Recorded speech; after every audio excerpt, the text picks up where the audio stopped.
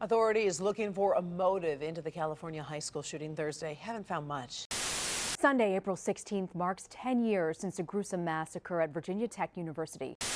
As you can imagine, it is a challenging, difficult morning. George is on the scene in Florida where another community is in disbelief, shocked by devastating violence, this time at that Florida high school on Valentine's Day. 17 dead, the last report I saw. And everybody sends their thoughts and prayers again because that works so well. This is the 18th high school shooting in America this year, and we have 10 and a half months to go. We've had 290 since 2013. We average about one a week, but there's just nothing we can do. Discussing a topic as difficult as school shootings isn't a small order, and I'll try my best. But I remember reading back in May that a football coach stopped a kid from proceeding in a school shooting and afterwards hugged him and showed him some much needed love. And just recently, the surveillance video of that event got posted. I did a little bit more research and found out the shotgun the boy brought to school only had one barrel in it, which makes me think he was just going to commit suicide, or maybe the bullet was for a specific person. I don't know. And with the occurrence of yet another school shooting earlier this week, it makes me beg the question, how could this happen? Why is this becoming somewhat the norm, and when is it going to stop? When I was in public school, I never really thought much about this sort of thing happening, and now even though I grieve with the families of lost ones, I am very grateful I, nor anyone that I know, has been put in that situation.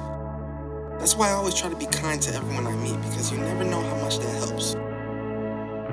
I must be really misinformed, because for a long time I thought Columbine was the first ever school shooting. I mean, it was the first one I ever heard of, and like I said, this sort of thing wasn't prevalent in my mind when I was in school, so I never dove deep into it. But it most certainly wasn't. There are people like Charles Whitman who shot and killed 15 people from an observation deck of a school building in the University of Texas shooting on August 1st, 1966.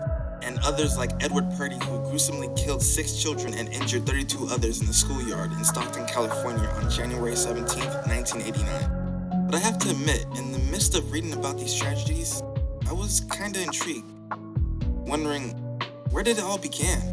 Who was the first one to do this sort of thing? And in diving deep into that question, I found my answer. Joseph Seams.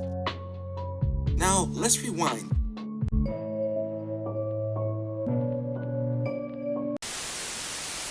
All the way back to the 1840s. We're in Charlottesville, Virginia, in the University of Virginia to be precise. And if you didn't know, around this time, students in school were prone to rioting over any and everything. It was a pretty common practice to rebel and stir an uproar, whether it was about grades, rules, or even school food. As soon as they didn't like something, they rioted. In this instance, though, it wasn't something so small. For several years at the University of Virginia, students had an annual tradition of raising hell around campus, burning tar barrels and shooting pistols into the air. The rioters wanted freedom to carry arms on campus, and each year marked the anniversary when restrictions were put into place that resulted in some defiant students being expelled. So pretty much, kids wanted the right to carry firearms around campus for their protection, and the schools weren't having it. Obviously, it's a horrible idea, but nowadays it doesn't seem too far-fetched. So in the middle of all the anger and rioting, something went down. John H.G. Davis, beloved law professor and also the thumbnail of this video, heard all the commotion and wanted to put an end to all the unnecessary rebellion. Around 9 p.m., he saw one of the masked students hiding behind one of the pillars. Davis jumped for him and reached to unmask the student. The student fled but turned after a few steps, pointed his pistol, and without uttering a word, fired at Davis's gut. The bullet pierced Davis's abdomen, and he fell to the ground with a groin. Students soon flocked to the pavilion as word spread that a professor had been shot. Several picked up Davis's limp, bleeding body and brought the wounded man inside. The students rioting were shocked that such a thing had happened, maybe implying that their motives for being able to carry guns was for protection and nothing else.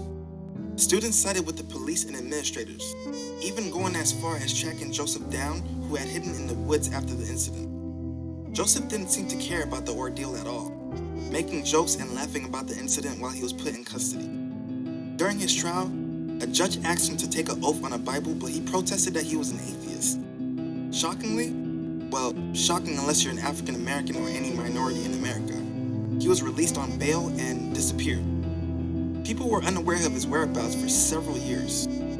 But in 2013, Gene L. Cooper, a UVA librarian who maintains a blog about 19th century UVA students, tracked down a Baltimore newspaper from July of 1847 that reprinted an item from the Charlottesville Republican about his death. He shot himself with a pistol, the ball entering the left eye and penetrating the brain, the Charlottesville paper said, describing his body slumped in a chair at his brother's house in Georgia. On the table was found an open note stating, in the form of a certificate, dating July 9, 1847, that his death was occasioned by himself. So, yeah, man, a little dark but interesting nonetheless. Plan on making more borderline creepy videos like this in the future. I love talking about anime and cartoons, and I'm going to still do that, but I want to branch out a little more as well. But anyways, thank you guys for watching. Make sure you stay kind and loving to everyone you meet, and have a great day.